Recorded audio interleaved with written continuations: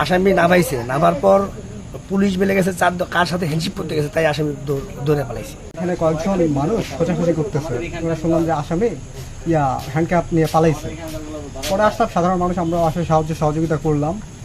তবে এখানে আমি যেটা দেখলাম, তো এখানে আরও মনে হয় এই যে ভিতরে যে জঙ্গলটা আছে, এটা কিন্তু গভীর জঙ্গল, এটা আমার মনে হয় যে আরও ভালো করে খোঁজা উচিত। এখানে বড় বড় লাইটের ব্যবস্থা হইতো বা আরও যদি খোঁজা হইতো তাহলে হয়তো বা পাওয়ার সম্ভাবনা আছে। প্রশাসনের সাথে আমরা সহযোগিতা করছি অনেকজন মিলে, আমরা অনেকটা খুশি। ওই প্রবলেমটা হলে এখানটা আমরা বড় লাইট পাইনি প্রশাসনের কাছে, যদি লাইট পাইতাম তাহলে আর খুব ভালোভাবে আমরা খুঁজতে পারতাম। স্যান্ডেলিনা সো, রূপচর্চায় আভিজাত্য। হাতুয়ারি থানা, হাতিতলার ওয়ারেন্টি আছে।